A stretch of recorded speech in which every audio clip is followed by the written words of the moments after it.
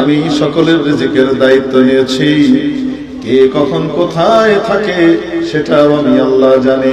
শুধু বর্তমানের অবস্থান জানি তা নয়, তা নয়, তা নয়, মৃত্যুর পরে কোথায় তাকে সমর্পণ করা হবে, কোন কবরে সে থাকবে, লাশের টুকরাগুলো কোথায় কোথায় থাকবে, তার আত্মা কোথায় যাবে সেটাও আমি জানি, ঠিক কিনা?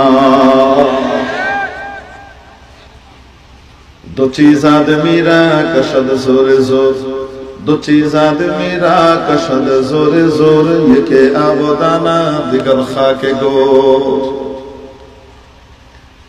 नबीजी सल्लल्लाहु अलैहि वसल्लम हादिस शरीफे इरशाद करेন, আর রিজকু ইয়াতলুবুল আবদা আকসার মিম্মা ইয়াতলুবুল আবদ, আও কামা ক্বালা আলাইহিস সালাতু ওয়াস সালাম। বান্দা রিজিককে যতটুকু তালাশ করে, রিজিক তাকে তার চেয়ে বেশি তালাশ করে যথা সময়ে তার কাছে পৌঁছাবার জন্য, ঠিক কিনা? রিজিক বেশি তালাশ করে বান্দাকে, নবীজি বলেন। আর আল্লাহ বলেন রিজিকের দায়িত্ব আমি নিয়েছি, তোমার এত চিন্তা কিসের? তোমাকে যেটা করতে বলছে সেটা করো। তোমাকে বলছি আমার গোলামি করো, তুমি আমার গোলামি বাদ দিয়ে শয়তানের পিছে দৌড়াও, শয়তানের কথা মানো, ইবলিসের কথায় চলো, নফসের কথায় দৌড়াও, আমার বিরুদ্ধাচরণ করো, আমার বিরুদ্ধে কথা বলো, আমার বিরুদ্ধে সাংবাদিক সম্মেলন করে মুরগি চোরেরা একত্রিত হও আর বলো বাংলাদেশ কোরআন হাদিস অনুযায়ী চলবে না। এত বড় ধৃষ্টতা কোথায় পেলে তোমরা? আরে পাঠালাম তো আমার গোলামি করবার জন্য। খাও আমার, সূর্য আমার, চন্দ্র আমার, বাতাস আমার, আলো আমার, জমিন আমার, পানি আমার, সবকিছু থেকে উৎপন্ন হয় যে ফসলাদি, সেই ফসলাদি সবকিছু তৈরি করে দিয়েছি কাঁচামাল আমি।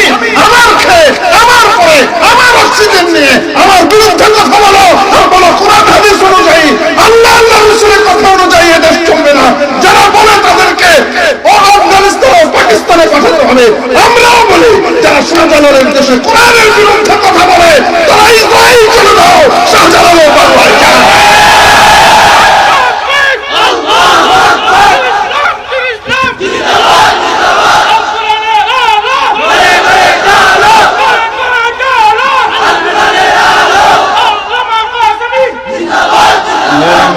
দোস্ত আজিজ বুজুর্গ, রিজিকের দায়িত্ব নিয়েছেন কে? খাওয়ান কে? একটা শত্রুকেও শত্রুর মাধ্যমে খাবার পৌঁছান আল্লাহ, না খাওয়াইয়া রাখেন না। এক কুর্দি ডাকাত ডাকাতি করে সংসার চালায়, জীবন কাটায়, দলবল আছে। এই কুর্দি ডাকাত একবার ডাকাতি করবার জন্য এক জায়গায় একত্রিত হয়েছে, বসে আছে। হঠাৎ দেখে একটা শুকনো খেজুর গাছ, যে গাছটা শুকিয়ে গেছে, মরে গেছে, উপরে ডালপালা তেমন নাই।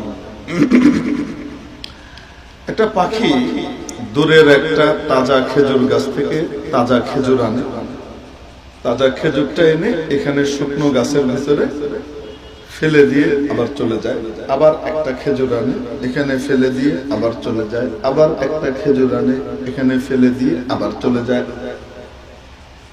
কুর্দি ডাকাত সর্দার, তো সর্দার যেই হয় না কেন তার ভিতরে পরিচালনার যোগ্যতা থাকে, মাথার ভিতরে ঘিলু থাকে, বুদ্ধি কিছু না হলেও থাকে। সর্দার চিন্তা করে আশ্চর্য কারবার, পাখি এমন কাজ করছে যেই কাজটা কখনো পাখি করে না। কারণ পাখি পেট ভরে খেয়ে চলে আসে, খালি পেটে বের হয়, তাগদু খিমাসা ওয়া তারুহু বিতানা, পেট ভরে চলে আসে, সকালবেলায় খালি পেটে বের হয়, খেয়ে দিয়ে চলে আসে। জমা করা এটা পাখির স্বভাব না, ইঁদুরের মতো। জমা করা ইঁদুরের স্বভাব, পাখির স্বভাব কি জমা করা? তাজা খায়, নগদ খায়, ফিরে আসে, শেষ। হ্যাঁ, আরেকটা করে, সেটা হলো মা পাখি মুখে করে খাবার নিয়ে আসে তার বাচ্চাকে খাওয়ানোর জন্য। আর বাচ্চা যেখানে থাকে সেখানে যখন মা খাওয়াতে যায় তখন কিচিরমিচির কিচিরমিচির কিচিরমিচির আওয়াজ হয় কিনা? তো যে গাছের নিচে ডাকাত সর্দার বসে আছে এখানে কোনো কিচিরমিচির আওয়াজ নাই, তার মানে এখানে কোনো পাখির বাচ্চা নাই। তাহলে এটা এনে জমা করছে, ব্যাপারটা কি? পাখি তো কখনো জমা করে না, এটা তার স্বভাব বিরুদ্ধ। হাদিস শরীফের ভিতরে রাসূলুল্লাহ সাল্লাল্লাহু আলাইহি ওয়াসাল্লাম বলেন, বান্দা যদি আল্লাহর উপরে ঠিক খাঁটি তাওয়াক্কুল করত যে আল্লাহই খান, আল্লাহই পালেন, আল্লাহই সব করেন, এই ভরসা যদি আল্লাহর উপরে করত, তো তাহলে পাখিকে যেভাবে রিজিক দেওয়া হয় মানুষকেও সেভাবেই রিজিক দেওয়া হতো। সেটা কেমন? তাগদু খিমাসা ওয়া তারুহু বিতানা, খালি পেটে বের হয় সকাল বেলায়, বিকাল বেলায় ফিরে ভরা পেটে। আল্লাহ তার পেট খালি রাখেন না। এখান থেকে উলামায়ে ইকরাম অনেক মাসালা মুস্তামবাত করেন। পাখি ঘরে বসে থাকে না যে তার সে খাওয়া পায়। পাখি আল্লাহর উপরে ভরসা করে আর আল্লাহর রিজিক তালাশের জন্য হালাল উপায়ে সে বের হয়ে যায়। সে তার খাটাখাটনি করে, আল্লাহ তাকে রিজিক দেন, সে পেট ভরে চলে আসে। সে নতুন করে জমা করে না, আগামীকালের খাওয়া জমা করে না, গোডাউনে জমা করে না। সে আল্লাহর উপরে ভরসা করে যে আল্লাহ আজকে আমাকে খাওয়াইতেছে, এই আল্লাহ আগামীকালকেও খাওয়াবে। মানুষ যদি এই বিশ্বাস করত, তো তাহলে আল্লাহ পাখির মতোই তাকে খাওয়াইতো, তার কোনো চিন্তা নাই, ফিকির নাই, কালকে কি খাবে চিন্তা নাই, কিন্তু আল্লাহ ঠিকই তার রুজির ব্যবস্থা করতেন। এটা হলো হাদিসের মতে। এটা আবার উদ্দেশ্য এই নয় যে পাখি খামাখা বসে থাকে আর মানুষ এসে তার পকেটে খাবার দিয়ে যায়, এরকম না। পাখি তার রিজিক অন্বেষণের জন্য বের হয় কি বের হয়, কিন্তু সে জমা করে না, আগামীকালের জন্য জমা করে না। সে বের হয়, তার বিশ্বাস থাকে আমার আল্লাহ আমাকে আজকে খাওয়াচ্ছেন, আমার আল্লাহ আগামীকালও আমাকে খাওয়াবে। ঠিক ঠিক, এই বিশ্বাস, এই জমা করার কারণেই তো মাদ্রাসায় পয়সা দিবার মন চায় না। আল্লাহ কালকে কি করব না করব, এই জন্যই তো আল্লাহ রাস্তার টাকা যা আসলে তখন পয়সা পকেট থেকে বের হতে চায় না, কারণ পকেট টেনে ধরে কালকে যদি টাকা না থাকে তখন কি হবে, টাকা তো শেষ হয়ে যাবে, ইতাল্লাহকে কিছু জমা করে রাখি বোকা। বুঝছেন? নেকির খামো, আল্লাহর খামো, দিনের খামো, পয়সা পকেট থাকে বার হয় না, ইতাল্লাহকে তাওয়াক্কুলের অভাব। সিলটি মা খাইলে দুশবার আসতে, লেকিন শিরি তার আসতে।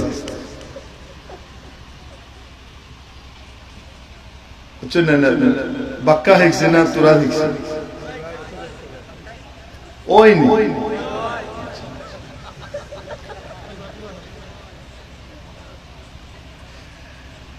মেরে মুহতারাম দোস্ত আজিজ বুজুর্গ, তো বলছিলাম, তো এই লোক চিন্তা করে ব্যাপারটা কি, পাখি এখানে খেজুর জমা করে কেন? পাখি তো খেজুর জমা করার কথা না। আর যদি বাচ্চাকে খাওয়ায় তো বাচ্চার আওয়াজ, ফারখের আওয়াজ কেন নাই? তো এই কথার উপরে সে লোক পাঠালে, দেখতো এই গাছের উপরে কি আছে, ব্যাপারটা কি, কারবার কি। লোক উঠে নিচে নেমে বলে, সর্দার বড় অদ্ভুত ব্যাপার কি, ওখানে একটা অন্ধ সাপ হা করে এভাবে বসে আছে, উপরে গাছের উপরের খোড়লে একটা সাপ থাকে, যে সাপটা চোখে দেখে, সে কি অন্ধ। এই অন্ধ সাপ, আপনি বলেন সাপ জীবদ্দশায় ব্যাঙ পাখি এগুলোকে ছাড়ে না, খায়, তাহলে পাখি সাপের বা সাপ পাখির বন্ধু না শত্রু? শত্রু। এভাবে হা করে বসে আছে, আর পাখি ওই পাশ থেকে একটা করে তাজা খেজুর এনে তার মুখে ফেলে, সে খায়। এভাবে সে বেঁচে আছে। কুর্দি ডাকাত নিজে ওখানে এটা দেখে আসার পরে নেমে তার তলোয়ারকে ভেঙে ফেললো আর বলল, হায়রে, আশরাফুল মাখলুকাত মানুষ হয়ে নিকৃষ্টতম হাইওয়ান জানোয়ারের কাজ করছি, যে আল্লাহ একটা অন্ধ সাপকে পর্যন্ত ভুলেন নাই, তার মুখের খাবার সময় মতো যোগান দিচ্ছেন, তারই আরেক শত্রুকে দিয়ে এক পাখির দিলে তার জন্য মায়া তৈরি করেছেন, আর সে পাখি এসে তার মুখে খাবার দেয়। সেই আশরাফুল মাখলুকাত হিসেবে আমি সেই আল্লাহর ইবাদত করলে, আল্লাহ যেটা আমাকে করতে বলেছেন সেটা করলে, ওনার হুকুম ওনার নবীর তরিকায় চললে আমাকে উনি খাওয়াবেন না? আমি এই জুলুম আর অন্যায়ের পথে আমাকে খাওয়া লাগবে? কুর্দি ডাকাত তওবা করলো, সদল বলে পরবর্তীতে আল্লাহর ওলি হয়ে গেল। রিজিকের দায়িত্ব কার? আরো আস্তে, কে দায়িত্ব নিয়েছেন? আজকে যদি কোনো ব্যক্তিকে প্রধানমন্ত্রী বলেন, মাননীয় প্রধানমন্ত্রী যদি আজকে কোনো ব্যক্তিকে বলেন, তোমার ফ্যামিলির দায় দায়িত্ব সব আমার, তুমি কোনো চিন্তা করবে না, নো টেনশন, তুমি তুমি নিশ্চিন্তে আমার দলের কাজ করো। তুমি কি করো? আমার দলের কাজ করো, রাষ্ট্রীয় ব্যবস্থাপনায় তোমার যাবতীয় দায় দায়িত্ব আমার। কে বলছে? এই লোক সবকিছু বাদ দিয়ে দলীয় কাজে ঝাঁপিয়ে পড়তে দেরি করবে? সে যখন কাজে নামবে কেউ তাকে বলবে কি বোকা, প্রধানমন্ত্রীর দায়িত্ব নিলেই কোনো দিতে পারেন নাকি? এত বিশ্বাস রাখা ঠিক না, তুমি দলীয় কাজে কেন যাও?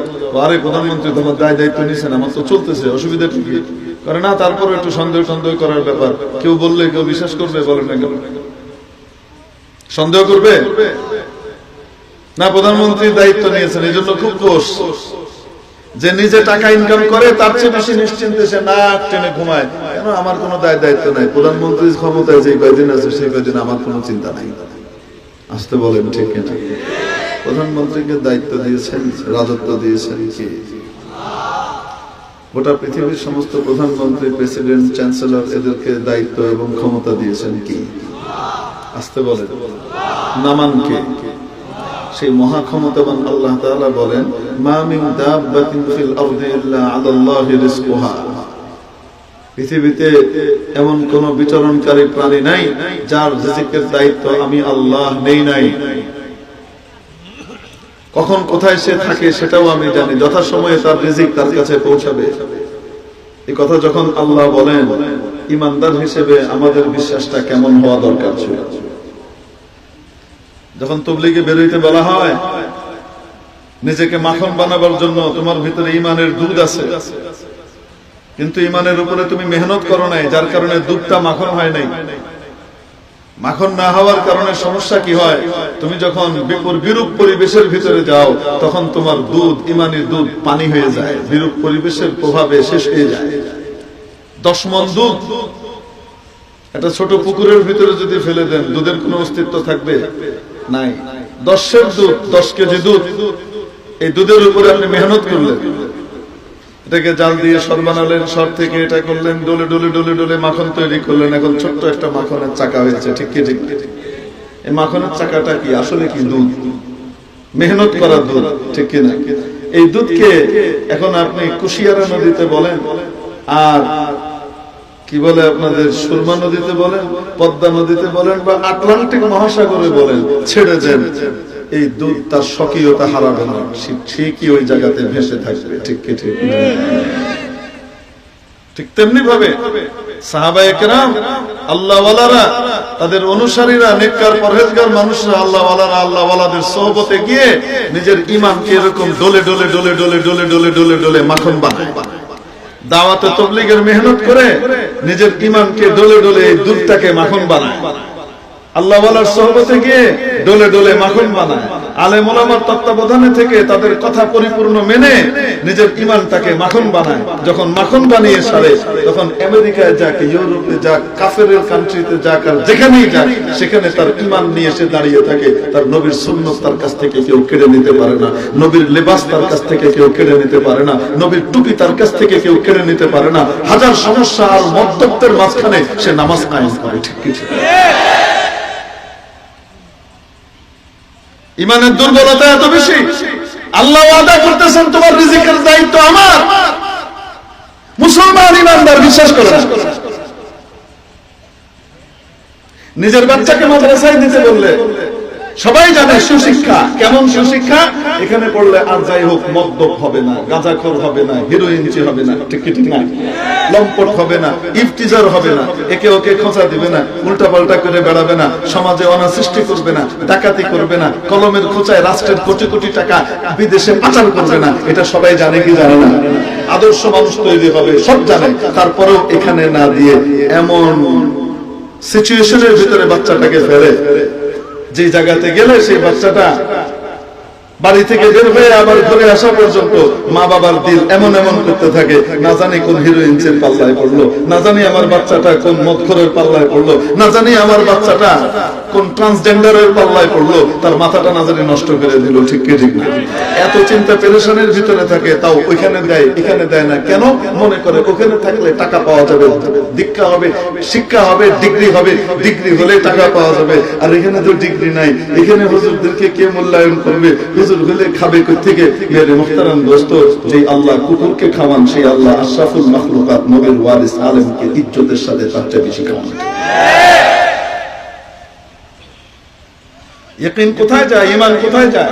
মাদ্রাসায় দেওয়ার পথে বাধাটা কোথায় হয়? জানে যে এখানে সুশিক্ষিত হবে, সুসন্তান হবে। এই সন্তান বড় হয়ে আর যাই হোক না কেন বাবা মাকে ওল্ড হোম আর বৃদ্ধ নিবাসে পাঠাবে। ঠিক কি জানে? নিজের বাপকে নিজের মাকে বৃদ্ধ বয়সে নাতি থেকে দূরে করে, নিজের পুত্র বধূ থেকে দূরে সরিয়ে, নিজের আত্মীয় স্বজন থেকে দূরে সরিয়ে একা এক বৃদ্ধ নিবাসের ভিতরে ফেলে দিয়ে আসে। ডাম্পিং গ্রাউন্ড, ওখানে গিয়ে ফেলে দিয়ে আসে। ওখানে যান, গেলে দেখবেন ইঞ্জিনিয়ারের বাবা আছে, ডাক্তারের বাবা আছে, বড় বড় ধনকুবের টাকাওয়ালাদের বাবা আছে, অনেক রকম লোকের বাবা আছে, কিন্তু কোনদিন কোন মুয়াজ্জিন, কোন ইমাম, কোন আলেম, কোন হাফেজের বাবা মা পাবেন না।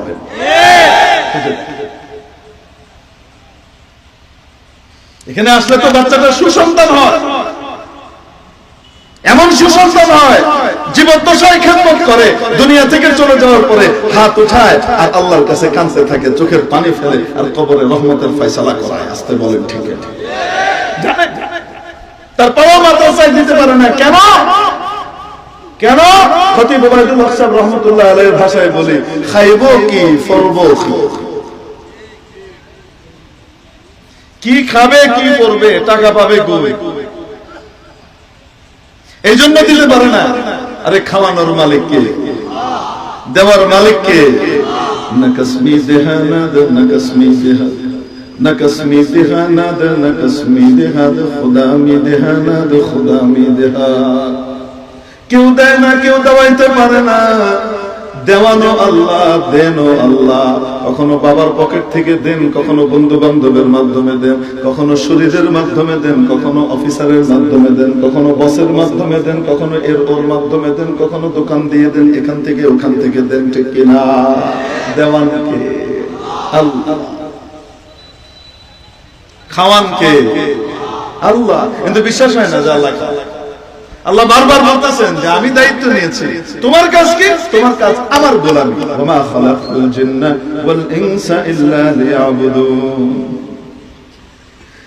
গোলামি মানে, গোলামি কি সাধারণ চাকরিকে বলে না অসাধারণ চাকরি?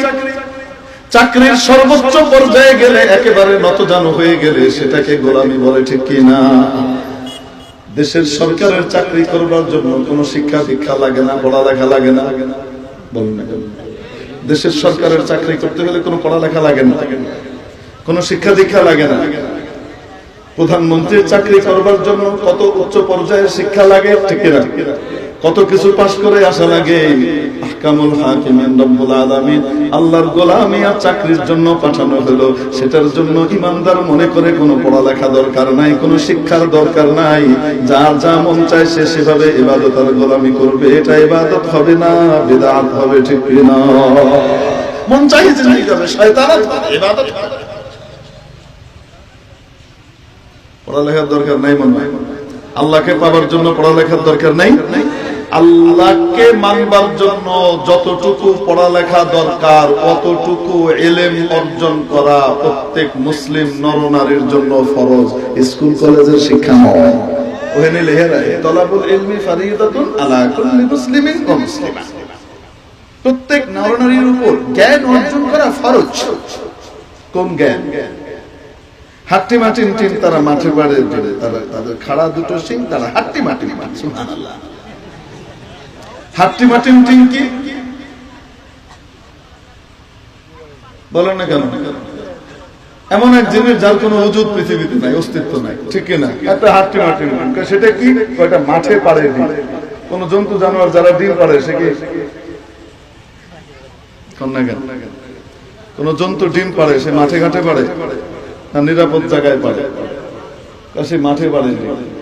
আচ্ছা, তাই নাকি? মাঠে পাড়ে ডিম পাড়ে তারা। তাদের আরো পরিচয় দাও। তাদের খাড়া দুটো শিং। যে জানোয়ার ডিম পাড়ে সেই জানোয়ারের কখনো শিং হয়? আস্তে আস্তে। যে জানোয়ার ডিম পাড়ে সেই জানোয়ারের কোনোদিন শিং হয় নাকি? শিং হয় না। তো কথাটা মিশা হাসা হইল না মিশা হইল? এতগুলা মিশা শিখেছি, কচি মনে।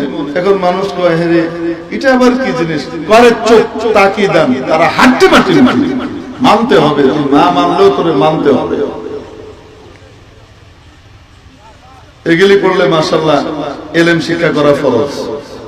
কন্যা কেন মিথ্যা ট্রেনিং চলতেছে ছোটবেলা থেকে, যেন বড় হয়ে ভালো মিথ্যাবাদী হইতে পারে, মিথ্যা কথা জাতির সামনে একদম নির্দ্বিধায় অবলীলায় বলতে পারে, আর ধোঁকাবাজি করে দেশের টাকা বিদেশে পাচার করতে পারে। ঠিক কি?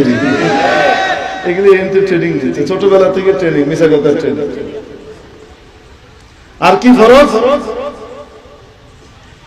আর কি কি ফরজ? তলাবুল ইলমি ফরিদাতুন আলা কুল্লি মুসলিমিন, স্কুলে কি পড়াইতেছে মাশাআল্লাহ মাশাআল্লাহ তাআলা, হারমোনিয়াম, এটা সেটা, এগুলা সব শিল্পকলার নামে যখন ঢুকানো হয়, জি বলেন না কেন, এগুলা শিখা ফরজ তো, কি বলেন আপনারা? অনেক সওয়াব হবে। ফরজ নামাজ আদায় করলে যে সওয়াব হবে, শিল্পকলার নামে স্কুলে সে হারমোনিয়াম শিখলে তার চেয়ে বেশি সওয়াব হবে। কি বলেন? ফরজ। এই ইলমের কথা কিসে ফরজ না? যে ইলম না শিখলে আল্লাহর গোলামি ঠিকমতো করা যায় না, সৃষ্টির উদ্দেশ্য পরিপূর্ণ পালন করা যায় না, ওই অতটুকু জ্ঞান শিখা, অতটুকু ইলম অর্জন করা, স্রষ্টার গোলামির জন্য যতটুকু লাগে অতটুকু ফরজ। ঠিক কি ঠিক না? ওটা কই শেখানো হয়? অন্য জায়গায় না। কই শেখানো হয়? কিন্তু মাদ্রাসায় বাচ্চা দিতে রাজি হয় না কেন? ওই যে একটা খাবে কি পড়বে কি, খাবে কি পড়বে কি। আল্লাহ আমাদেরকে বুঝতে বুঝতে, আমি রিজিকের দায়িত্ব কার? মৃত্যু মানুষকে তালাশ করে, যথা সময়ে তাকে ধরে। খাবারও তার মানুষকে তালাশ করে, খাদককে তালাশ করে। সে যেখানেই থাক না কেন সময় মতো গিয়ে সে ওখানে হাজির হয়। নবীজি বলেন, তাহলে খাওয়ান কে? পর্দার পিছন থেকে খাওয়ার ব্যবস্থা করেন কে? আসমানে তোমাদের রিজিকের ফয়সালা হয়। তোমাদের রিজিক কোথায়? আরো আসতে কোথায়? মোল্লা বলে না, আল্লাহ বলে। মোল্লা যেটা বলে সেটা কি মোল্লা বিবির ভ্যানিটি ব্যাগ থেকে বের করে বলতেছে না, আল্লাহর কোরআন থেকে বলে। ঠিক কিনা? মেরে মুহতারাম দোস্ত আজিজ ও বুজুর্গের জন্য বলছিলাম, ঈমান ঠিক করা দরকার। আমাদের সবকিছু করার মালিক কে? পর্দার পিছন থেকে করেন কে? মাওলানা এই ছবি তুলে কোন ফায়দা? এটা কোন কাজ হয়? এটা দিয়ে কোন ফায়দা? ইসলামের কোন ফায়দাটা হবে? এটা দিয়ে তো মানুষের কাছে দিনের কথাগুলো পৌঁছাবে। জরুরাতান উলামা ইকরাম ইজাজত দিচ্ছেন, এটার কি ফায়দা? আল্লাহ ওয়ালা, নেককার মানুষ, দাড়িওয়ালা, দিনদার মানুষ।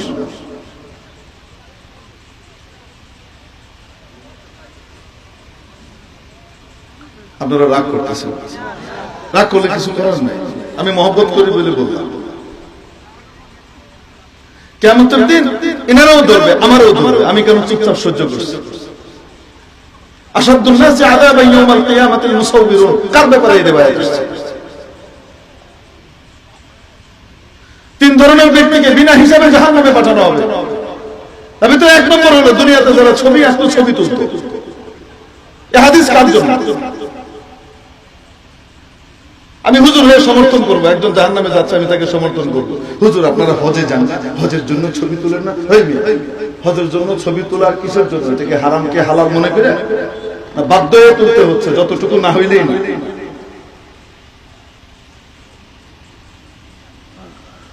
শুয়োর খাওয়া হালাল না হারাম? মুর্দা জানোয়ার খাওয়া হালাল না হারাম?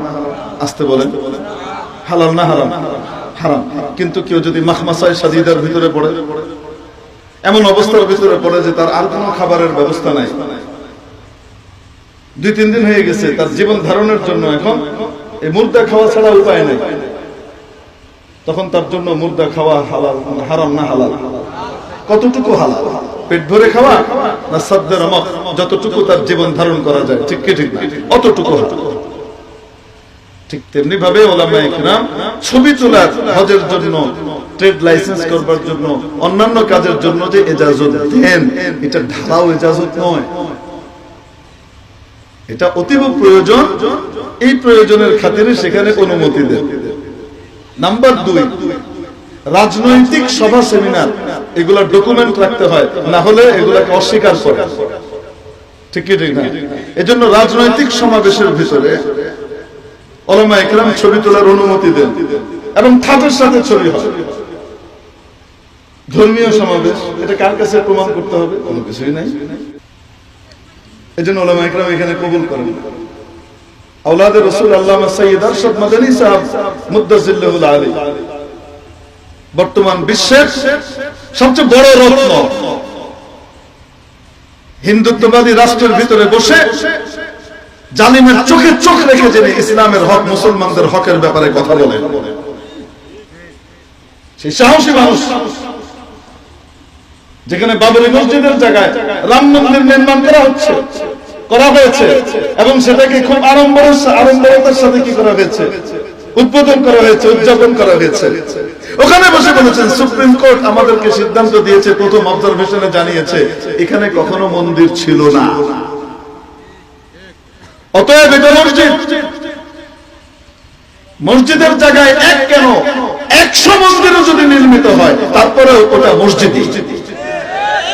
কথা চোখ রেখে আঙুল দিয়ে দেখিয়ে দিয়ে বলেছেন। কার জমানায়, কার সময়, যখন তাদের বিরুদ্ধে কথা বললে সোজা। বুঝুন কি বুঝুন? হযরতের কি আজীব আদব। ধর্মীয় সমাবেশ অথবা ব্যক্তিগত কোন অবস্থা, কোন জায়গায় যাচ্ছেন হযরত বা কেউ, যদি ছবি তোলে সেটা যদি মোবাইলের ছবির ব্যাপারে কিছু তাখফিফ আছে, কারণ ইখতিলাফ চলে আসলে হুকুমের ভিতরে কি হয়ে যায়, কিছুটা তাখফিফ চলে আসে, মুস্তাহাব ফি মাসালা। সেই মোবাইলেও যদি কেউ ওনার ছবি তোলে, কোন সময় উনি দেখতে পান, নাগালের ভিতরে থাকলে লাঠি দিয়ে বেড়ে ওই মোবাইল ভেঙে ফেলে, হাত থেকে টেনে নিয়ে ওটাকে ছুঁড়ে ফেলে। আবার ইনি যখন রাজনৈতিক সমাবেশে বসেন জমিয়ত উলামায়ে হিন্দ, তখন ঠাটের সাথে একদম ইস্তেকলালের সাথে ছবি তোলা হতে থাকে। সাংবাদিকরা ছবি তুলছে, নিজেরাও ডকুমেন্টারি করছেন, ছবি তুলছেন। পার্থক্য আছে না নাই? আছে। এখন মুশকিল হলো আমাদের সাধারণ মানুষ, সাধারণ ভাইরা যখন দেখে যে ঢালাওভাবে সবাই তো তুলছে, তো আমি তুলতে অসুবিধা কি? আসলে কিন্তু তোলার কারণে হালাল হয় নাই, প্রয়োজনের খাতিরে তুললে সেটার অনুমতি অতটুকু পর্যন্ত, বিশেষ প্রয়োজনে। এখানে তো কোনো প্রয়োজন নেই। আল্লাহ জাযাকাল্লাহ খাইর। মহব্বত করি তাই বলে এই যে আপনারা এটাকে প্রচার করবেন না, তারপরে দেখবেন কমেন্টে আসা শুরু করবে মহাপণ্ডিতদের কমেন্ট, তাহলে আপনার বয়ান কেন ভিডিও হলো, ওটা কি জাহান্নামে নিবি না? আপনার এই কথাগুলো কি হচ্ছে, সেই হচ্ছে। এই আল্লাহ ওয়ালাদের পার্থক্য বোঝার ক্ষমতা নাই।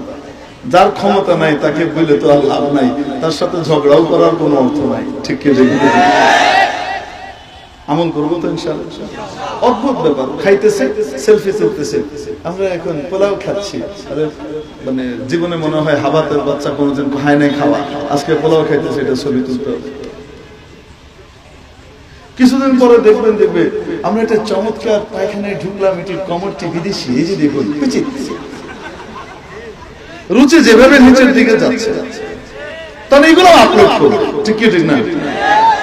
এখন তো কমপক্ষে একটু রুচি আছে যে আপলোড করার সময় চেহারাটা ঠিকঠাক করে নেয়, এরকম করে দিয়ে তারপরে কুচিত করে তুলে একটা সেলফি মারতে মারতে এমন অভ্যাস হবে, দেখবেন ঘুম থেকে উঠেই চোখে কেতর মেতর লেগে আছে, এখানে বৃষ্টি মিষ্টি লেগে আছে, দেখতে ডাইনির মতো লাগতেছে, ওই সময় এরকম করে পিছিয়ে তুলে সুপ্রভাত পিছিয়ে। এখন এতটুকু রুচি বই করলো আসে নাই, কিন্তু কবে যে করে তার কোনো ঠিক নাই। ঠিক ঠিক। এই জন্য এগুলা থেকে পরহেজ করা, ইহতিরাজ করা, খুসুসান উলামায়ে উম্মত এবং তালাবায়ে ইলম ডিজিটাল পিকচার থেকেও নিজেকে মাহফুজ রাখার চেষ্টা করা। যদিও উলামায়ে ইকরামের একটা বড় অংশের ফতোয়া হলো যে ডিজিটাল পিকচার যতক্ষণ পর্যন্ত প্রিন্ট না করা হয় ততক্ষণ পর্যন্ত সেটা এই পিকচারের আওতায় আসবে না। বুঝাইতে পারি না? মানে নিষিদ্ধ পিকচারের আওতায় আসবে না। কিন্তু এই সাবকন্টিনেন্টের প্রায় 80% উলামা এবং আরবের প্রায় 20% উলামায়ে কেরামের মতামত হলো, মুহাক্কিক উলামায়ে কেরামের মতামত হলো যে না, বিনা ওজরে শরঈতে মোবাইলের পিকচারও হারাম। আমি আপনাকে যদি এখন একদম জলজান্ত দলিল দেই, বলবো আপনাকে। আমি একবার মসজিদে নববীর খতিব, সবচেয়ে বর্ষিয়ান খতিব এখন হারামাইনের মধ্যে, এবং সকলের দৃষ্টিতে মুসাল্লাম বুজুর্গ শেখ আলী ইবনে আব্দুর রহমান আল হুযাইফি আতালাল্লাহু উমরাহ, আল্লাহ তাআলা ওনার নেক হায়াত দারাজ করেন, বাকিয়াতুস সালাফ। আমি ওনার ক্লাসে একদিন গিয়ে বসেছি মসজিদে নববীতে, আমি সবক পড়াচ্ছিলাম। আনফরচুনেটলি মানুষ বুঝতে পারে না যে এখানে তারাবির পরে হযরত শেখ আলী ইবনে আব্দুর রহমান আল হুযাইফির মতো ব্যক্তিত্ব কি করবে, সবক পড়াবেন, বুঝাবেন। তোর বয়ান না, সবকই মাসলা মাসাইল বলা এবং ক্লাস করা, এটা সর্বসাধারণ বুঝে নাই। সবাই তো তারাবি পড়ে বেরিয়ে চলে গেছে। আমি বেরিয়ে ঘুরতে ঘুরতে দেখি শেখ পড়াচ্ছেন, তো আমি গিয়ে বসেছি। তো আমি হযরতের বয়ানটা রেকর্ড করবার জন্য, ভিডিও না অডিও রেকর্ড, হযরত যে পড়াচ্ছেন এটাকে আমি কি করি, তাসজিল করবো আর কি, মানে এটাকে রেকর্ড করবো আমার ফোনে, অডিও রেকর্ডার। এটার জন্য আমি ফোন বের করেছি। সাথে সাথে ওনার যে খাদেম এবং শাগরিদ আছে আমাকে এরকম চোখ গরম করে উঠতে বলছে, খবরদার না। আমি যেরকম করে করেছি মনে করছে আমি কি করছি, শেখের পিকচার নিচ্ছি। সবক শেষ হওয়ার পরে আমি তাকে জিজ্ঞেস করেছি, আমি মোবাইল বের করায় আপনি এরকম ইয়ে করলেন কেন? শেখ এটাকে হারাম মনে করেন, এবং শেখ এটাকে মোকাম্মল হারাম মনে করেন, নিষিদ্ধ মনে করেন। অতএব শেখের পিকচার কাউকে উনি কখনো তুলতে দেন না, কাউকে তুলতে দেখলে উনি কঠিন নারাজ হন।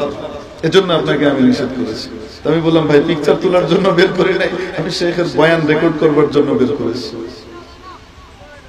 তাহলে বলেন তো দেখি, আরবের অনেক উলামা ইকরাম এটাকে ইজাজত দেন, কিন্তু ওখানকার মুহাক্কিক উলামা ইকরাম যারা, তারা বিনা ওজরে এই ডিজিটাল পিকচার কেউ হারাম মনে করেন।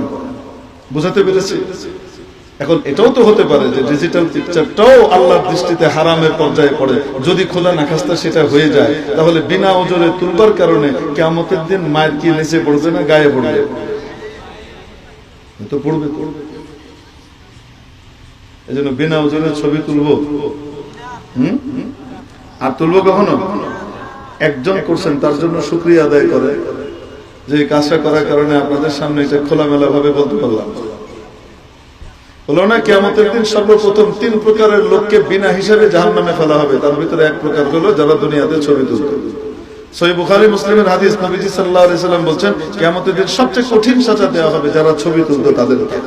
আরেক হাদিসের ভিতরে নবী পাক সাল্লাল্লাহু আলাইহি সাল্লাম ইরশাদ করেন, চিত্রাঙ্কনকারীদেরকে, যারা ছবি তুলতো তাদেরকে কিয়ামতের দিন আনা হবে, এনে তাদের পিকচার সামনে এনে বলা হবে, কোন প্রাণীর ছবি, কোন ছবি? প্রাণীর ছবি উদ্দেশ্য, এনে বলা হবে এই প্রাণীকে তুমি রূহ দাও, তুমি এঁকেছো, রূহ দাও। যদি দিবে কোত্থেকে? দিতে না পারলে, যতদিন দিতে না পারো জাহান্নামে ভোগো, যাও।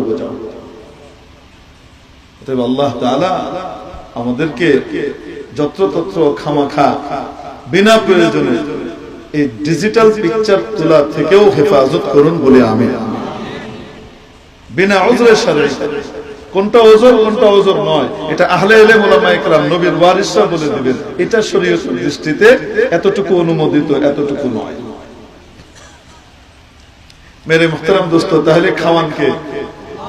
আমাদের বাংলাদেশে একজন ভালো আলেম আছে, প্রখ্যাত ওয়াইজ, আমি নামটা এখন আমার মাথায় আসছে না, ফরিদ উদ্দিন আল মুবারক সাহেব। একটা ঘটনা শুনিয়েছেন, ওনাদের এলাকায় বদল্লারে গেছে কাজ করতে। বদল্লা বলে মানে কামলা, চিনেননি? তো কামলা দুপুর বেলায় খায় কার বাড়িতে? মালিকের বাড়িতে খায় না, গৃহস্থের বাড়িতে খায়। এখন তারা দুপুর বেলায় এসেছে, ওই ঘরের যে গৃহিণী উনি ছিলেন পর্দানশীল, কারো সামনে যান না। বাড়িতে অন্য কোনো লোক নাই। এরা যখন খাবার চেয়েছে, কই গো ভাত নিয়ে আসেন, তো পর্দার তলা দিয়ে ভাত পাঠিয়ে দিয়েছে। কই গো সালন দেন, তো পর্দার তলা দিয়ে কি পাঠিয়েছে? সালন পাঠিয়েছে। একটা একটা করে যা চায় তাই আসে। এখন কামলারা সহজ সরল মানুষ, এরা সারা এলাকায় ছড়াই দিছে হাজী সাহেবের বাড়িতে একটা ম্যাজিক পর্দা আছে। কি আছে? এই ম্যাজিক পর্দার কাছে যা চাওয়া হয় তাই আসে। সারা দুনিয়ার লোকজন, এলাকার লোকজন এসে জমায়েত হয়েছে। বিকাল বেলায় হাজী সাহেব কয়, তোমরা এত লোক কেন? হাজী সাহেব, আপনার বাড়িতে ম্যাজিক পর্দা আছে, ওটা আমরা একটু দেখতে চাই। কিসের ম্যাজিক পর্দা? যা চাওয়া হয় তাই আসে। কে বলছে? কামলারা বলে আমরা নিজের চোখে দেখি, প্রত্যক্ষ দোষী আমরা নিজের চোখে দেখছি, আমরা যা বলছি তাই পর্দার তলা দিয়ে আইছি, পর্দা সেটাই আমাদেরকে দিছে। হাজী সাহেব বুঝছেন, এদেরকে বুঝাই দিয়ে বললেন, বাজান রে, তোমার চাচি পর্দা বসে, তোমরা জানো কারো সামনে আসে না, কারো সামনে নিজের কণ্ঠও সে শোনায়, পর্দা করে। তো এটা আসলে ওরকম কিছু না, ওরা যা চাইছে ওই তলা দিয়ে উনি লাঠি দিয়ে ঠেলে ঠেলে কি করছে, পাঠাইছে। তো বোকা মানুষ তার দৃষ্টি পর্দা পর্যন্ত গিয়ে আটকায় যায়, আর বুদ্ধিমান মানুষের দৃষ্টি পর্দার ওই পারের হাতটা দেখে, ঠিক কি ঠিক না? ঠিক তেমনি ভাবে দোকান একটা পর্দা, ক্ষেত খামার একটা পর্দা, চাকরি বাকরি একটা পর্দা, আব্বা আম্মা একটা পর্দা, এই সমস্ত পর্দা, এগুলো দিয়ে রিজিক আসে, আর পর্দার পিছনে মাবুদের হাত সক্রিয় আছে, ঠিক কিনা?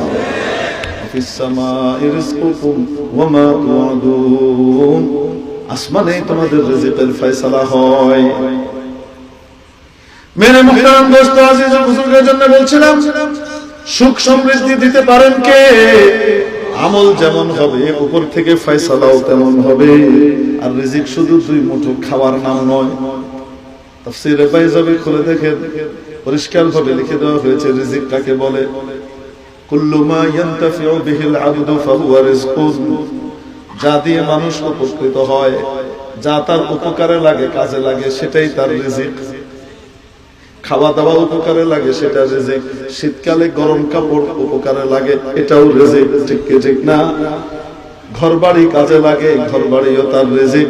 গাড়িও দরকার হয় কোন জায়গায় যাবার জন্য, তাহলে গাড়িও তার জন্য রিজিক। বুঝাতে পারি নাই? স্বামীর জন্য স্ত্রী রিজিক, স্ত্রীর জন্য স্বামী রিজিক, বাবার জন্য বাবা মার জন্য সন্তান রিজিক, সন্তানের জন্য বাবা মা রিজিক। এজন্য সাহাবীরা যখন দোয়া করতেন, কারোর জন্য সন্তানের দোয়া করতেন, তো দোয়া করতেন আল্লাহুম্মা রযুকহু ওয়া আওলাদান সালিহা, আয় আল্লাহ এই ভাইকে আপনি নেক সন্তানের রিজিক দেন। সুবহানাল্লাহ। বুঝাতে পারি না? নেক সন্তানের রিজিক দেন, নেক সন্তান রিজিক হিসেবে দেন। তো সন্তান রিজিক কিনা? তো রিজিকের ফয়সালা কোথায় হয়? আসতে বলেন, কোথায় হয়? আমল আল্লাহর বিরুদ্ধে করে উপরে পাঠাইলে আল্লাহ খুশি হয়ে রিজিক বেড়ে দিবে না আযাব গজব দিবে? নবীজি সাল্লাল্লাহু আলাইহি সাল্লাম যখন মেরাজে গমন করেন, যাওয়ার পথে দেখলেন নিচ থেকে কালো কালো কি যেন উপরের দিকে উঠছে, আর উপর থেকে কালো কালো কি যেন নিচের দিকে নামে।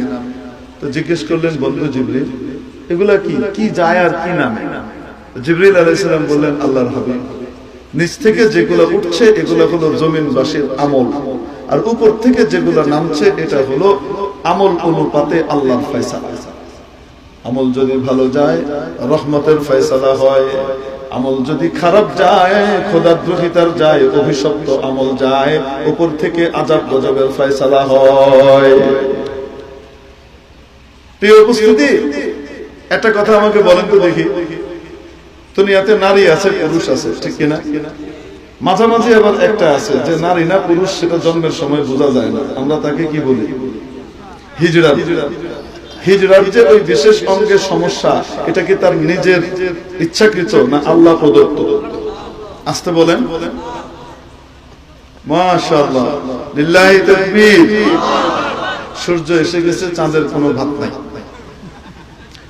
পানি এসে গেছে, তায়াম্মুম ফাসিদ, অতএব এখন হযরত বয়ান করবেন। জাযাকুমুল্লাহু খাইরান ওয়া খাইরান। শুকরান। আহলান।